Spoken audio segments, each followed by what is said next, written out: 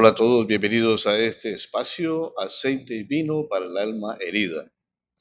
Quiero conversar en esta oportunidad acerca de una expresión de Jesús que es una expresión fuerte, que da justo antes de ser arrestado y desarrollarse todo el tema de la crucifixión.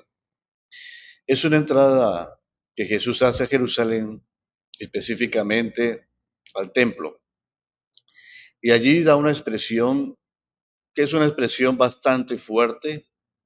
Esa expresión le va a costar prácticamente la vida porque Jesús está tocando una parte muy sensible, no de la religiosidad judía, sino de un tema político y de un tema de poder.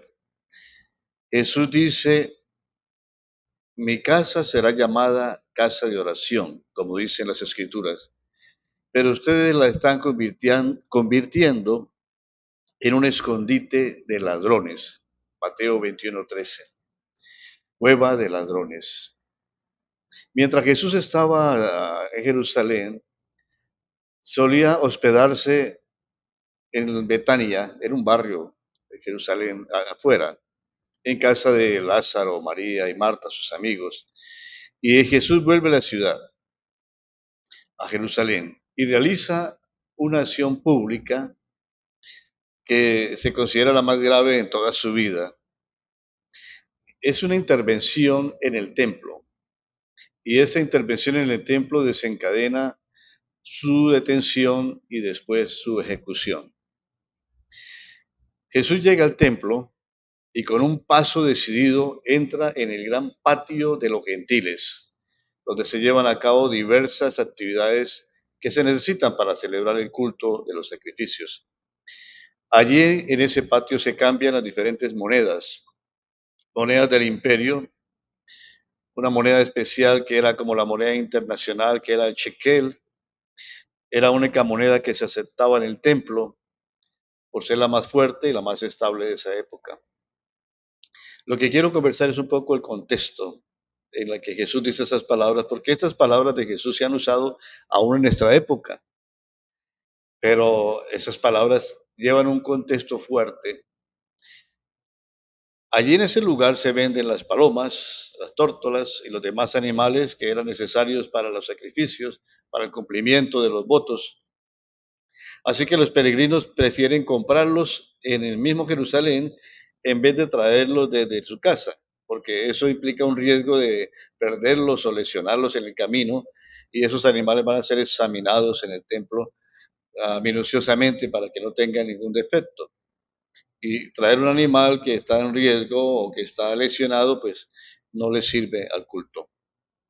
Según la fuente más antigua, Jesús comenzó a echar fuera a los que vendían y compraban. Dice también que volcó las mesas de los cambistas y los puestos de los vendedores de palomas. Por último, no permitía que nadie transportase cosas por el templo. Probablemente la intervención es bastante modesta. Es decir, Jesús no altera completamente el templo, es solamente un espacio pequeño y lo hace de una manera momentánea. Que nadie pase, solo interviene en la rutina de la jornada de una manera corta. Y lo digo porque el patio de los gentiles ocupa la mayor parte del templo. Esos días se concentraban ahí miles de peregrinos. Hay docenas de mesas, puestos de venta de animales para los sacrificios, el servicio del orden del templo y tantos sacerdotes que cuidan que todo esté en paz. Además, los soldados de Pilato controlaban desde una torre llamada Antonia todo el tema del templo, porque el templo podría convertirse en una fuente de disturbios y de rebelión. Así que estaba vigilada. Posiblemente Jesús atropella a un grupo de vendedores y compradores, vuelca las mesas, los puestos de venta de palomas y trata de interrumpir, como dije ya, por un momento la actividad. Él no puede hacer mucho más o no quiere hacer mucho más. El gesto fue pequeño y limitado, pero está cargado de una fuerza profética y sabe Jesús que va a significar una consecuencia de su muerte. Atacar el templo era atacar el corazón del pueblo judío, el símbolo alrededor del cual gira todo.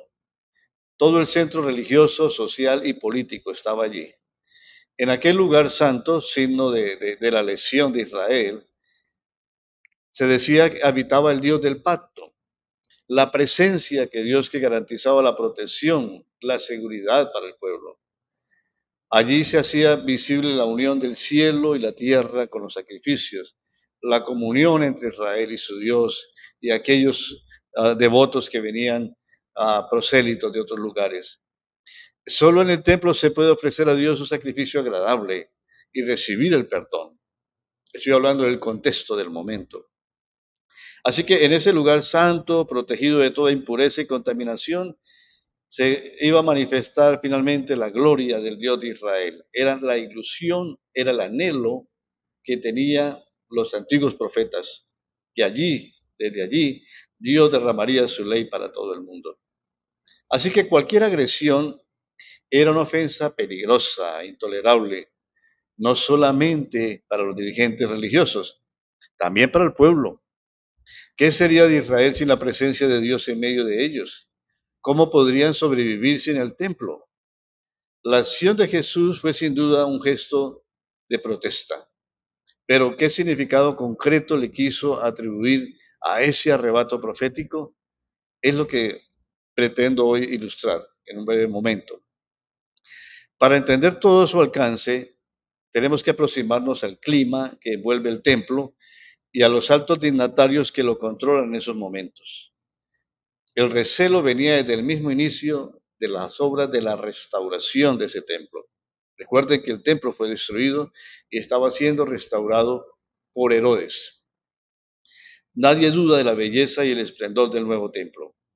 Los discípulos le muestran a Jesús el templo y dicen, miren, todas estas bellezas que hay aquí. Jesús dijo, no va a quedar piedra sobre piedra. Es un escándalo.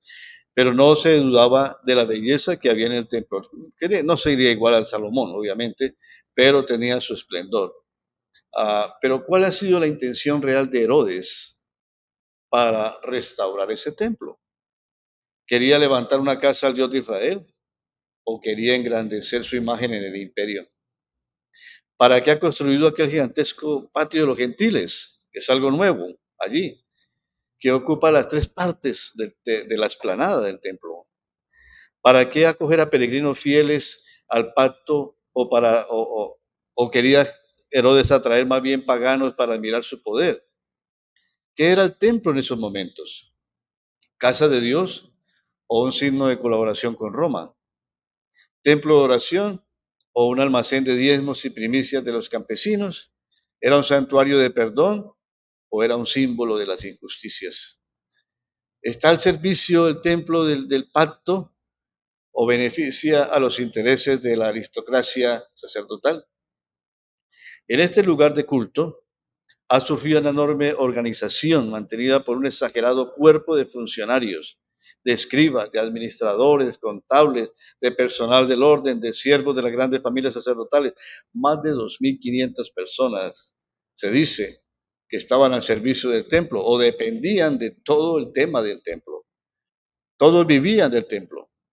Así que sostener esa carga de mantener el templo y a todos los que vivían de ellos, eso era hostigante para la población campesina de Israel.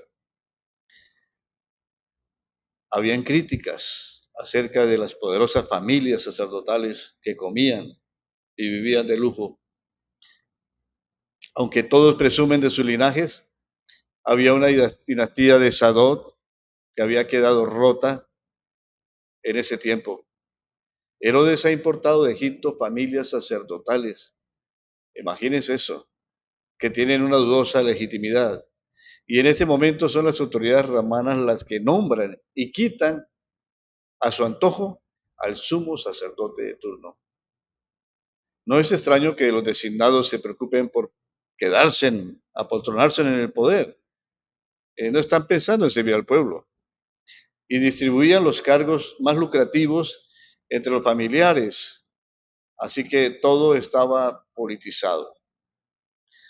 había una especie de gobierno en el templo solo para las clases privilegiadas. Según Josefo, un historiador, dice que llegan incluso a enviar a sus esclavos a arrebatar a los sacerdotes pobres los diezmos que les corresponden. Lo que más irrita es probablemente su vida lujosa, a costa de la gente sencilla. De todo ese ambiente estaba cargado el momento en que Jesús va a entrar al templo y hacer lo que hemos leído. Debemos recordar que al distribuir la tierra prometida, la tribu de Leví no había recibido su territorio como las demás, que la heredad sería Dios, como dice Deuteronomio 18, 1 al 5. Ellos vivirían de los sacrificios, de los diezmos y los atributos. Pero a pesar de todo, después de volver del destierro a Babilonia, algunos sacerdotes ya poseían tierras.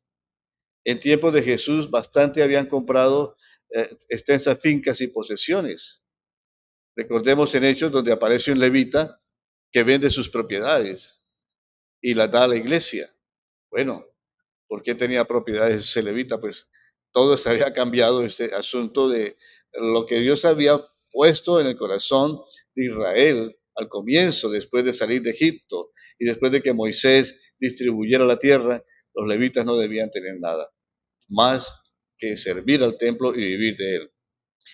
Ah, naturalmente, en la época de Jesús, que seguían quedándose con la parte que correspondía a los animales sacrificados, presionaban al pueblo para cobrar las primicias y diezmos de los productos del campo, exigían el pago de los tributos, de los impuestos, bueno, en fin, todo un sistema se movía alrededor del templo. Así que tocar el templo significaba tocar la parte más sensible de Israel. Solo con estos ingresos no hubieran podido vivir en la opulencia, pero el desarrollo de la monetización tuvo un efecto de acumulación de riquezas en las arcas del templo. Por eso cuando se entra al templo y se quiere meter a Roma al templo, lo saquean en el año 70 y encuentran tesoros en el templo que estaban acumulados. Todo estaba allí. Volviendo a Flavio Josefo, él da a entender que la gran riqueza acumulada en el templo en el año 40, allí en el año 40 alguien se apoderó del tesoro del templo y recompensó a los soldados y hizo, bueno, cuanto pudo con ese botín. La acumulación estaba allí. Pero ¿es este el templo querido por el Dios del pacto, de la alianza? Debemos entender que la acción de Jesús fue un acto o un gesto simbólico. Su intervención en medio de aquella gran explanada durante un tiempo, que es probablemente corto, es importante. Jesús ha escogido bien la situación. Está rodeado de peregrinos de todo el mundo.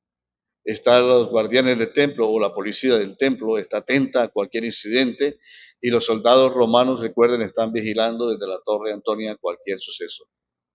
Así que ese escenario adecuado para que el mensaje de Jesús tenga un eco. Debemos entender bajo o sobre todo ese contexto que lo que Jesús no pretende es purificar el templo. Una vez Jesús hace ese acto, al otro día las cosas siguen igual, no van a cambiar. Pero lo que está haciendo Jesús es dando un punto, porque no se acerca a esto, a muchos temas, como he dicho, en donde quieren usar esta expresión a veces en actos que se hacen en los locales de la iglesia. Es mucho más profundo para usarlos tratando de defender un espacio, un lugar donde la comunidad se reúne. El gesto de Jesús fue más radical, más profundo. Jesús bloquea, Jesús interrumpe las actividades normales para el funcionamiento religioso y su acción no apunta hacia una reforma del culto. Debemos entender eso. Jesús no quería reformar el culto. Él había dicho ya que a Dios se le adoraba en espíritu y en verdad, no en ningún lugar, ni en el templo ni en el monte. Así que lo que Jesús no está queriendo es decir, no, tienen que restaurar esto. Hay algo más. Es que Jesús apunta hacia la desaparición de la propia institución, del templo y todo el comercio que había ahí. es que sin dinero no se puede comprar animales puros. Sin animales no hay sacrificios. Sin sacrificios no hay expiación del pecado ni hay seguridad del perdón. La intervención de Jesús no parece tampoco un gesto de protesta contra el culto privilegiado del pueblo judío. No. Jesús espera que los gentiles sean acogidos en el reino definitivo de Dios, pero no hace ningún gesto preciso para que los paganos empiecen a tomar ya parte de los sacrificios del templo tampoco. Así que, ¿qué era lo que Jesús quería? Jesús anuncia el juicio de Dios no contra el edificio, sino contra todo un sistema económico, político, religioso que no puede agradar a Dios. Porque el templo se ha convertido en un símbolo de todo lo que oprime al pueblo. En la casa de Dios se está acumulando la riqueza. En las aldeas de sus hijos crece la pobreza, el hambre, el endeudamiento. El templo no está al servicio de la comunidad del pueblo. Nadie defiende desde ahí a los pobres, ni protege los bienes y el honor de los más vulnerables. Se está repitiendo de nuevo lo que Jeremías condenaba en su tiempo. El templo se ha convertido en un escondite o en una cueva de ladrones. La cueva no es el lugar donde se cometen los crímenes, no.